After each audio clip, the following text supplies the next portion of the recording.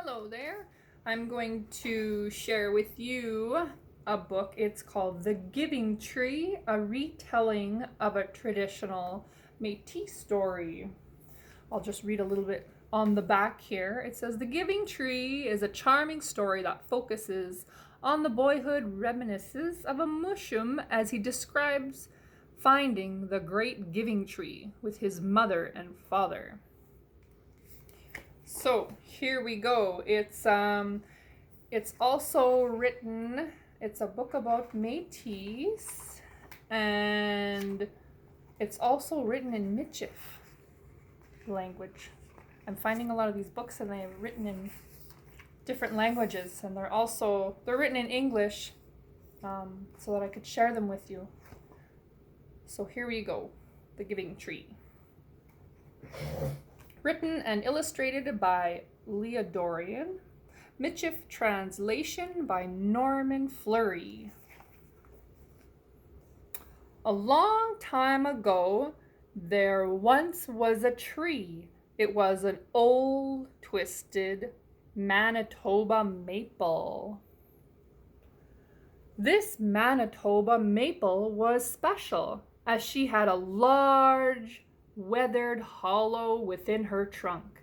Maybe this hollow was once home to a family of birds, or might have been the sleeping place for a traveling...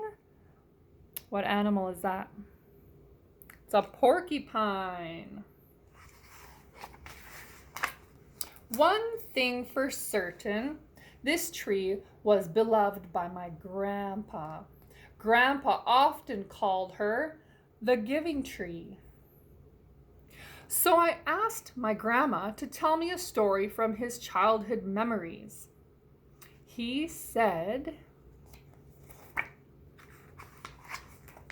long ago, when I was a little boy, my mama and papa often traveled by horse and wagon to visit our relations. My favorite part of the trip was the pipe break at the Giving Tree. This tree was located at the halfway point between our related Métis villages. It was the Métis way to stop for tea and bannock at the Giving Tree.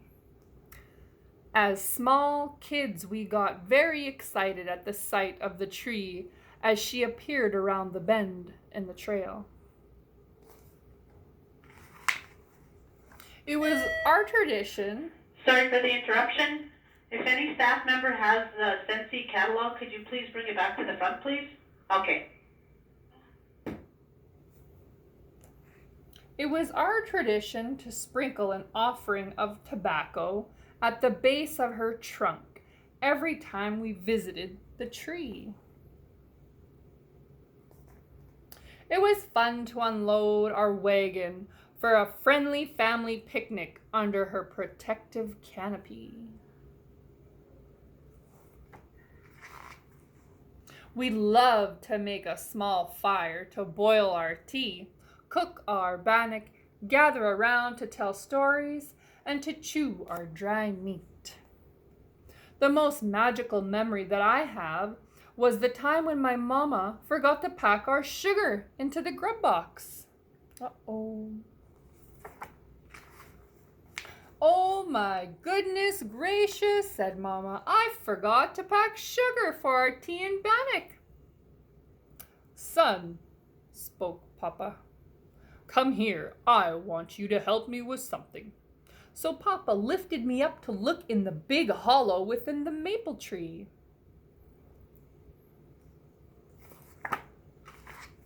To my surprise, at the bottom of the tree, there was sugar, tea, bundles of tobacco, letters, flour, and even a pair of moccasins.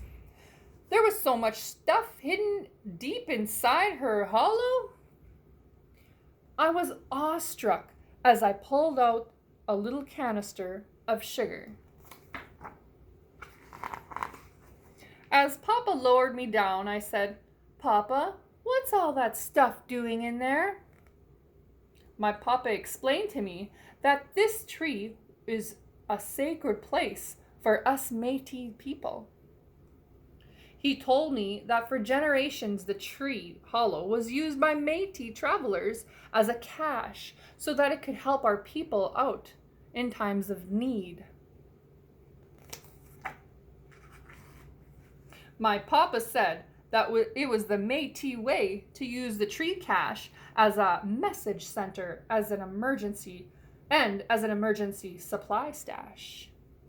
For generations, the tree cache was a symbol of honesty and respect. Papa told me that once a young man left an engagement ring for his sweetheart inside the tree. 2 days later, the ring was delivered to his sweetheart safely by a man passing by her home. Papa loved our old Métis ways. Papa spoke of our beliefs.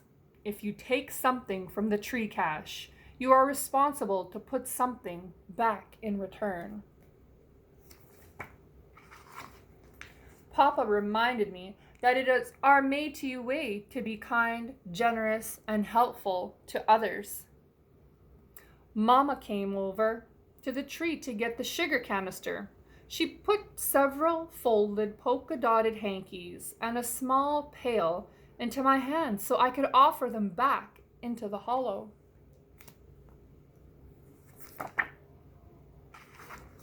Mama thought that somebody might find the hankies useful, especially if they had a runny nose or needed a rag. It was so fun to place our offering back into the maple tree. I wondered who would someday get those polka-dotted hankies. That day, I understood why the old-timers called her the giving tree, as she stood for everything good that we Métis people believed in.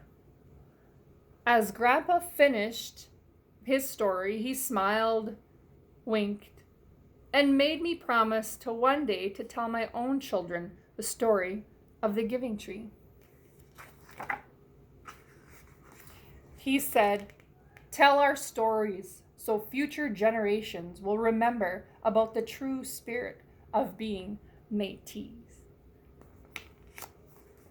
The end. And then at the end, it has Métis values, Red River cart wheel teachings used in the story. So there it is there. There's courage, honesty, Mother Earth, patience, tolerance, respect, love, kindness, strength, sharing, balance, caring. What else does it have? And it has three-fold Métis design making model. So that's a pretty neat book. It comes with a CD. So there you go. Métis story. Thank you.